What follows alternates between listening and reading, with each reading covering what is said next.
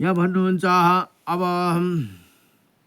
भगवान शंकर के कवच प्राप्त किया। भगवान शंकर के मुख से मन को मंत्र को प्राप्त करके परम भक्ति से उनका साधन किया। बन रहा वो भूमि पर सोते थे, 3 बार स्नान करते थे और संध्या पारायण थे। इसी प्रकार सब साधना करते हुए उन्होंने आलस्य रहित पुष्कर भन्ने तीर्थ में निवास करते थे। उसी समय समाधि कुश पुष्प आदि द्रव्यों से अकृत वन में लाकर देते थे। निरंतर भगवान शिव के ध्यान में और लीन रहकर बुद्धिमान श्रेष्ठ परशुराम ने पाप को नष्ट करने वाला उसी विभु भगवान कृष्ण की आराधना की भनेर यहाँ बताउनुहुन्छ।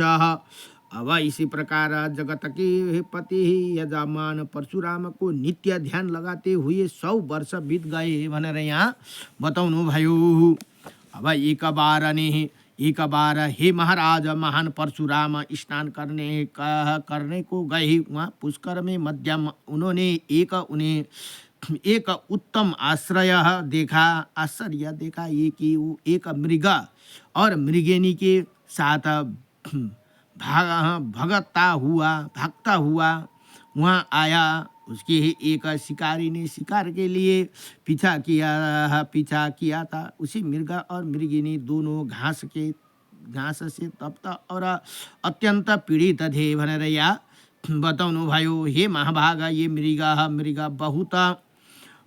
बहुत प्यासा था, अतः जल पीना चाहता था। वही राम को देखते हुए राम भनेको जो परशुरामलाई उसी पुष्कर सरोवर के पास आ गया और बाद में डरी हुई सी मिर्गी थी आ गया और वो भय से चकित आंखों वाली थी भनेर यहाँ भन्नुहुन्छ। वहाँ उसी सरोवर में दोनों डरे हुए थे, जल पी रहे थे। तब तक शिकारी हाथ में बाण धनुष लेकर आ गया। वहीं आकृति वर्णन के साथ भृगुनंदन परशुराम बैठा हुआ देखकर दूर से वही देखते हुए ठहर गया। तब वो भृगुनंदन परशुराम ने डरता हुआ सोचने लगा कि ये दुष्ट का अंत कर देने वाला महावीर राम है भनेर यहाँ भन्नुहुन्छ। मैं इनके देखते हुए इन्हीं मृग को कैसे मार सकता हूँ भनेर त्यसरी त्यो शिकारीले त्यसरी सोच्यो हरे यहाँ भनेर बताउनुहुन्छ। यहाँ वशिष्ठ मुनि भन्नुहुन्छ, हे वशिष्ठ जी ऋषि भन्नुहुन्छ फेरि हे राजन्य सतम।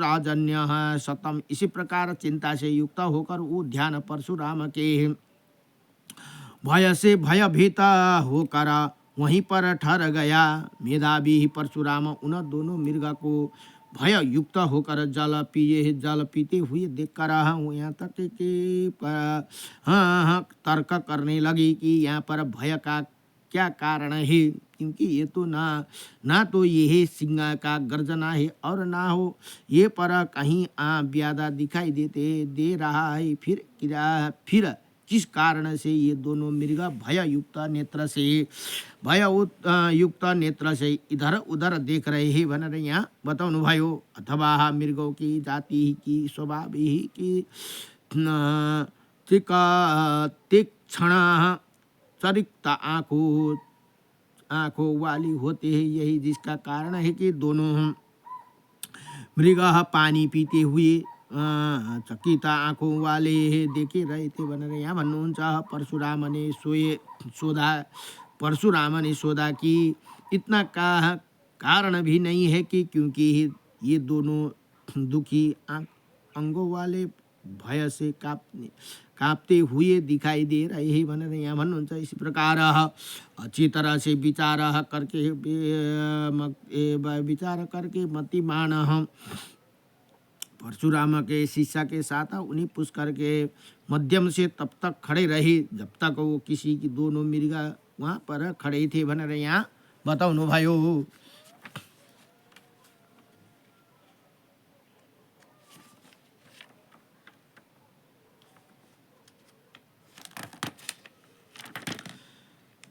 उसके बाद उन्हें दोनों मृगा ने जल पीकर वृक्ष की छाया का आश्रय लिया और महात्मा परशुराम को देखकर उस दोनों ने कथा कहना शुरू कर दिया। भनेर यहाँ भन्नुहुन्छ। मृगा ने कहा, हे प्रियतम, यहाँ हम लोग तब तक ठहरे जब तक राम यहीं उपस्थित है। भनेर यहाँ भन्नुहुन्छ। इसी वीर के सानिध्य में हमें कोई भय नहीं होना चाहिए। ये भी यहाँ भी आकर यदि व्याधा हम पर प्रहार करेगा तो मुनि ही उनके द्वारा देखने मात्र से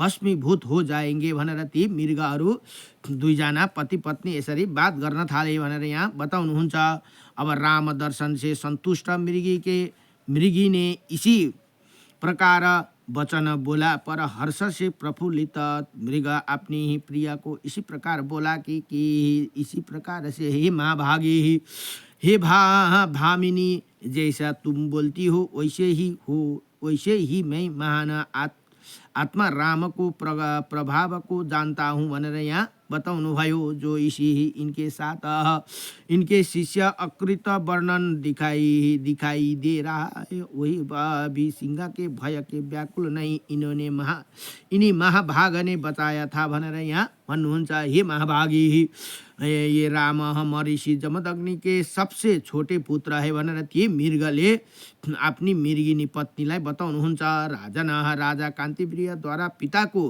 तिरस्कृत देखकर क्रोधित हुए इन्होंने राजा कांतिप्रिय को मारने की प्रतिज्ञा कर ली है। भनेर यो कथा उहाँले सुनाती मृगले अपनी पत्नीलाई सुनाउँछिन्।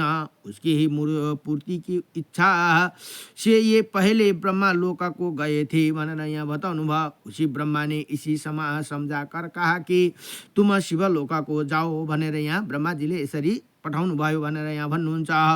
उन ब्रह्मा जी की आज्ञा लेकर शिव जी के पास गई और वहाँ इन्होंने राजा और अपने पिता के बीच घटित समस्त वृत्तांत को शिव भगवान को बताया। भनेर यहाँ भन्नुभयो।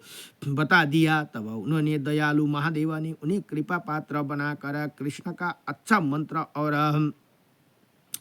अभेद्य कवच को प्रदान कर दिया। भनेर यहाँ भन्नुहुन्छ। अपना पशुपत अस्त्र तथा अन्य अस्त्र समूह को प्रदान कर दिया। भगवान शंकर ने इन्होंने सनादा को सदार अस्त्रों को देखकर सनानंदन और सदार विदा कर दिया। भनेर यहाँ ती मृगिनीले यसरी वार्तालाप गर्छन्। भनेर यहाँ बताउनु भयो। हे भद्रे, वो ये आकर मंत्र का साधन करने में लगे हुए है। भनेर यहाँ बताउनु भयो। अब यहाँ भन्नुहुन्छ। अतः ये सुमति धर्मात्मा नित्य कृष्ण के कवच का जाप करते हैं। इसी प्रकार जप करते हुए इन महापुरुष के 100 वर्ष बीत चुके हैं। भनेर यहाँ मृगिनी से कहा कि हे भद्रे, केवल मंत्र का जप करने से सिद्धि नहीं प्राप्त होती कि है। इनमें कारण भक्ति की और 3 प्रकार की मानी गई है। भनेर यहाँ बताउनु भयो। ये कथा श्रवण कर भीगे नेत्र वाली प्रिय, उत्तमा, मध्यमा और कनिष्ठा। भनेर यहाँ बताउनुहुन्छ। इन्हीं 3 प्रकार का भक्ति है। भनेर यहाँ भन्नुहुन्छ। शिव की, नारद की, महात्मे शुक की और अमरेश की, राजऋषि रंती देव की, मारुति हनुमान की, बलि की और विभीषण की, ये महात्मा प्रहलाद की, गोपियों की और उद्धव की भक्ति उत्तम भक्ति है। भनेर यहाँ बताउनु भयो। अब यही कुरा नवदा भक्तिमा बडो दिव्यसँगले बताए। अब यहाँ वशिष्ठ मुनि भन्नुहुन्छ। वशिष्ठ मुनियों से तथा मुनियों आदि सबै भक्तियों को शुभ क्षण मध्यमा भक्ति की ही, जो भक्ति अनन्य सामान्य जनों में भी है। भनेर यहाँ भन्नुहुन्छ। ये परशुराम मध्यम भक्ति वाले है। भनेर यहाँ बताउनु। जो नित्य यामु अहिंसा, सत्य असत्य, ब्रह्मचार्य और अपरिग्रह के पालन करने लगे लगे रहते हैं, वही केवल गोपी का धीश भगवान श्री कृष्ण की जो सेवा करता है उसमें सिद्धि नहीं प्राप्त होती भनेर यहाँ बताउनु। जब वशिष्ठ जी भन्नुहुन्छ इसी प्रकार जब मृगी ने कहा कि तब मृगी ने प्रसन्न मन से शीघ्र अपने पति से भक्ति को प्रेमदायक लक्षण फिर पूछा भनेर यहाँ यसरी बताउनुहुन्छ। अब यसमा वशिष्ठ मुनि भन्नुहुन्छ फेरि कहा कि इसी प्रकार जब मृगी ने कहा गया कि मृगी ने प्रसन्न मन से शक्ति अपने पति से भक्ति की प्रेरणादायक लक्षण फिर पूछा। मृगी ने कहा ठीक है प्रिय महाभागा, आपका वचन अलौकिक है, ऐसे ही ज्ञान आपको कैसे हुआ भनेर अब यहाँ उनीहरूको वार्तालाप सुरु भयो। यहाँ भन्नुहुन्छ अब भार्गव राम के दर्शन से हुआ, क्योंकि वो भार्गव राम पुण्यात्मा जितेन्द्रिय भगवान कृष्ण के भक्त है भनेर यहाँ बताउनु भयो। हेर्नुहोस् त परशुराम भगवान पनि भगवान कृष्णकै भक्त हुनुहुन्छ भनेर यहाँ बताउनुहुन्छ। गुरु चाहिँ शिवका हुनुहुन्छ, चेला चाहिँ शिवका हुनुहुन्छ, उनका गुरु शिवजी हुनुहुन्छ भनेर यहाँ यसरी बताउनुहुन्छ। ही ये भार्गव राम नित्य नैमित्तिक कर्म करने वाले तथा नित्य गुरु की सेवा करने वाले है भनेर, इसीलिए ये भामिनी ही इनके दर्शन से आज ही मुझे ज्ञान हो गया, क्या ज्ञान हो गया भनेर यहाँ बताउनुहुन्छ।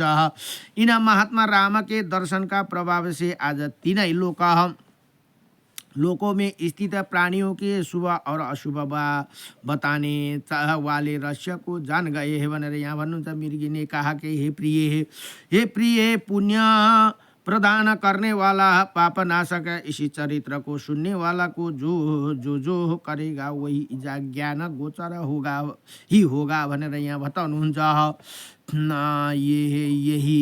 यही सब उपाय भक्ति कहा गई है भनेर यहाँ भन्नुहुन्छ। उसके बिना सिद्धि नहीं होती, अर्थात उत्तम भक्ति बिना पुण्यदायक पाप नाशक महापुरुष ने चरित्रों को सुना है भनेर यहाँ बताउनु हो। बिना नहीं होते भनेर यहाँ भन्नु। अतः महान पुरुष के चरित्र को पढ़ना चाहिए अथवा उनका सत्संग करना चाहिए, यही स्पष्ट भाव यहाँ परिलक्षित है भनेर यहाँ बताउनु भयो। तथा एक अच्छी शिक्षा प्राप्ति हो रही है। अतः बिना महान पुरुष के सत्संग के लाखों वर्ष तक मंत्र सहित कवच का जाप करते हुए सिद्धि नहीं होती। मृग ने कहा कि हे भद्रे भनेर आफ्नो पत्नीलाई बताउँदछन् ती मृगले, यदि मैं भार्गव राम महर्षि अगस्त्य की कृपा को प्राप्त कर तो कृष्ण प्रेम अमृत नाम का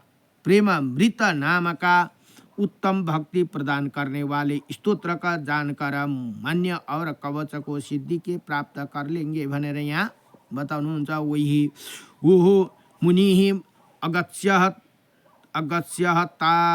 तत्वार्थ को जान चुके हैं, दयावान एवं अभय प्रदान करने वाला। अतः वो इन्होंने आनंद को गहन करने तत्व ज्ञान का उपदेश देने वाला, क्योंकि समस्त श्री कृष्ण चरित्र उन्हें नामों का साथ रचा है, उसी ग्रंथ का रूप और ग्रथित किया है भनेर यहाँ बताउनुहुन्छ। अतः कृष्ण प्रेम अमृत स्तोत्र का इन महिमा को ज्ञान हो जाएंगे भनेर यहाँ भन्नुहुन्छ। बात में पूरी रहस्य को सिद्धि हुआ। कवच है हे आदि पति राजा कांति प्रिय का उनके पुत्र का आत्माओं को मित्र सेना और वाहनों को